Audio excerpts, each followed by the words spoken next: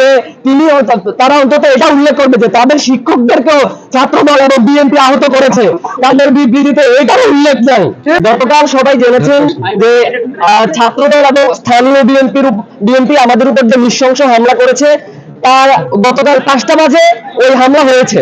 কিন্তু এতক্ষণ পরেও 23 ঘন্টা প্রায় অতিবাহিত হয়ে গিয়েছে। আমরা আমাদের সম্মানিত শিক্ষকদের কাছে একটি লিখিত বিবৃতি আশা করেছিলাম, এবং আমরা আশা করেছিলাম বিবৃতিতে স্পষ্ট উল্লেখ থাকবে স্থানীয় ছাত্রদল এবং বিএনপি নেতাকর্মীরা আমাদের উপর হামলা করেছে। কিন্তু আমরা খুবই আশাহত হয়েছি যে আমাদের শিক্ষকরা তাদের নাম ছাত্রদল এবং বিএনপির নাম কোনোভাবে উল্লেখ করে নাই, এবং শিক্ষকরা নিজে থেকে উল্লেখ করেছে যে সাধারণ শিক্ষার্থীরা নাকি উস্কানি দিয়েছে। আমরা শিক্ষকদের এই বিবৃতি দৃঢ়ভাবে প্রত্যাখ্যান করছি। সেকেন্ডলি, আমাদের বিভিন্ন শিক্ষার্থীরা গুরুতর আহত হয়ে খুলনা মেডিকেল এবং খুলনা বিভিন্ন মেডিকেলে ভর্তি রয়েছে। আমরা আশা করেছিলাম শিক্ষকরা যে তাদের সাথে দেখা করতে যাবে। আমাদের একজন শিক্ষার্থী ইতিমধ্যে আইসিইউতে ভর্তি, আমরা একজন শিক্ষককেও সেখানে পাই নাই।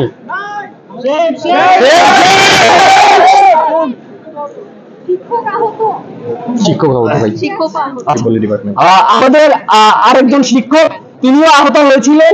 আমরা শিক্ষক সমিতির পক্ষ থেকে অন্তত একটুতে আশা করেছি যে তারা অন্তত এটা উল্লেখ করবে যে তাদের শিক্ষকদেরকেও ছাত্রদল এবং বিএনপি আহত করেছে, তাদের বিবৃতিতে এটার উল্লেখ নেই।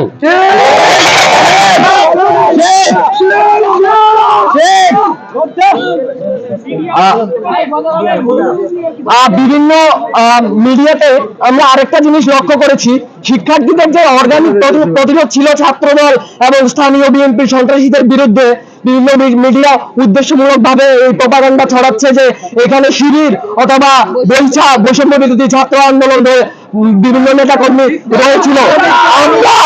আমরা এইখানে স্পষ্টভাবে জানাচ্ছি, কুয়েটে ছাত্র রাজনীতি মুক্ত ক্যাম্পাসে শিবির, বৈষম্য বিরোধী ছাত্র আন্দোলন, ছাত্রদল বা অন্য কোনো দল যদি থাকে, আমরা শিক্ষার্থীরা সেটা জীবন দিয়ে প্রতিরোধ করব।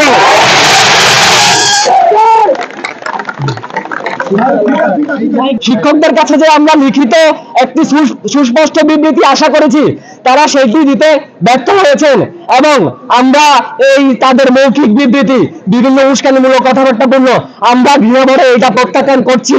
এবং একটার মধ্যে যদি আমাদের 6 দফা দাবি পূরণ না হয়, তাহলে আমরা কুয়েট ক্যাম্পাসে সকল একাডেমিক ভবন, সকল প্রশাসনিক ভবনে তালা ঝুলিয়ে দিব।